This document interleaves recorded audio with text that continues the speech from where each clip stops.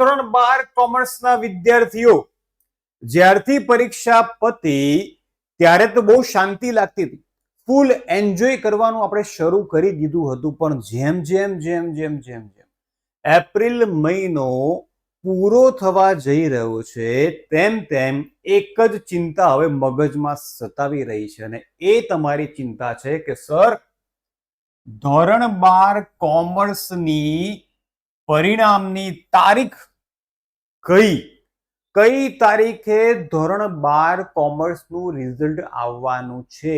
Panic ન થશો, સમજાવું છું. તો રિઝલ્ટ ક્યારે આવવાનું છે એ તો આપણે જોઈશું જ, પણ એ પહેલા એક મહત્વની ચર્ચા હું તમારી સામે તમારી સાથે કરવા માંગીશ.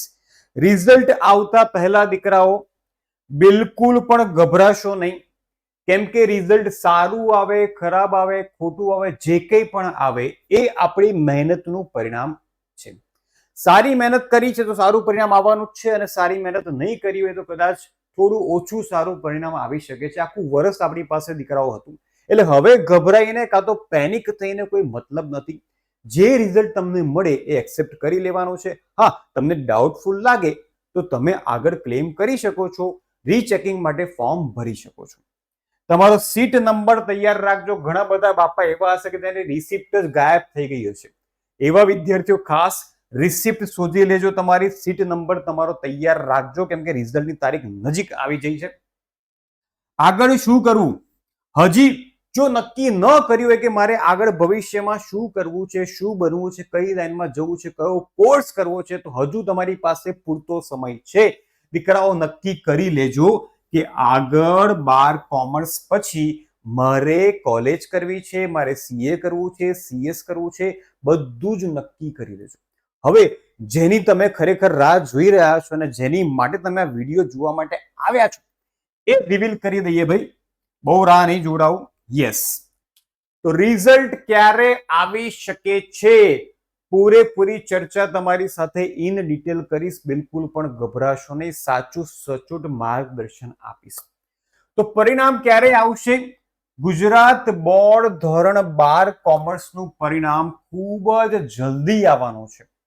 ઓફિશિયલ તારીખ તો હજુ નથી આવી, પણ જૂના અનુભવોને આધારે રાઈટ ટૂંક સમયમાં ઓફિશિયલ જાહેરાત આવી શકે છે.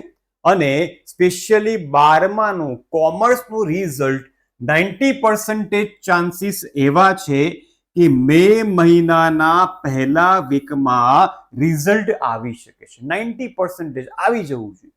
લાસ્ટ યર થોડું ડીલે થયું હતું, પણ આ વર્ષે ડીલે થશે નહીં એવું મને લાગી રહ્યું છે. એટલે 90%, આમ તો 99 કહીએ તો પણ ચાલે, પણ હવે એટલું બધું ન કહેવાય. 90% શક્યતા પૂરેપૂરી એવી છે કે મેના ફર્સ્ટ વીકમાં, એટલે કે 1 થી 7 તારીખ સુધીમાં 90% તમારું રિઝલ્ટ આવી જવું જોઈએ ભાઈ. જો કદાચ મેના ફર્સ્ટ વીકમાં નથી આવતું તો મેના બીજા અઠવાડિયામાં પાક્કું તમારું રિઝલ્ટ તમારા હાથમાં હશે. ઘણા બધા વિદ્યાર્થીઓ એવું પણ કહેતા હશે કે સર એપ્રિલના એન્ડમાં આવી જશે. તો બેટા, એપ્રિલના એન્ડમાં આવવાની શક્યતા ખૂબ જ ઓછી છે. નો ડાઉટ પેપર ચેકિંગ ને બધું પતી ગયું છે, તેમ છતાં એપ્રિલ એન્ડમાં આવવાની શક્યતા દીકરાઓ ઓછી છે. એટલા માટે જ મેં તમને કીધું કે 90% ચાન્સીસ છે મેનું ફર્સ્ટ વીક, પહેલું વીક. જો મેના ફર્સ્ટ વીકમાં 7 તારીખ સુધીમાં તમને કોઈ નોટિફિકેશન નથી મળતી તો ડેફિનેટલી 100% મેના સેકન્ડ વીકમાં રિઝલ્ટ તમારા હાથમાં હશે. પણ આપણે એવી આશા રાખીએ કે બોર્ડ વાળા થોડી સ્પીડ કરે. જેટલી સ્પીડમાં જેટલી વહેલી પરીક્ષા લઈ લે છે ને, એટલું જલ્દી એ લોકોએ રિઝલ્ટ પણ આપી દેવું જોઈએ. તો 30 એપ્રિલ સુધી બિલકુલ ચિંતા ન કરશો. હજુ પણ જે એન્જોય કરવું હોય, જ્યાં ત્યાં ફરવું હોય, જે કરવું એ કરી લેજો. અને મે મહિના માટે રિઝલ્ટ માટે દીકરાઓ તૈયાર થઈ જજો, કેમ કે મેના પહેલા વીકમાં રિઝલ્ટ આવવાની પૂરેપૂરી શક્યતાઓ છે. એટલે તમારો સીટ નંબર તૈયાર રાખજો, ગભરાશો નહીં, પેનિક ન થશો. જે રિઝલ્ટ આવે એ સારું જ આવશે. પોતાના પર વિશ્વાસ રાખજો, ઈશ્વર પર શ્રદ્ધા રાખજો, એટલે તમને સારું પરિણામ મળશે ને મળશે જ. તો દીકરાઓ, જેવી બોર્ડ તરફથી ઓફિશિયલ નોટિફિકેશન આવી જાય છે, હું તમને તારીખ સાથે જાણ કરી દઈશ. હમણાં મગજમાં ફિટ કરો કે 90% ચાન્સીસ એવા છે કે મેના પહેલા વીકમાં તમારું રિઝલ્ટ આવી જશે. બસ, તો ચિંતા કરવાની કોઈ બાબત નથી. મે મહિનાની રાહ જોઈએ, ત્યાં સુધી એન્જોય કરીએ, ત્યાં સુધી નક્કી કરી દઈએ કે ભાઈ મારે ફ્યુચરમાં આગળ શું કરવું છે. ક્લિયર છે? ચાલો તો મળીએ ફરી.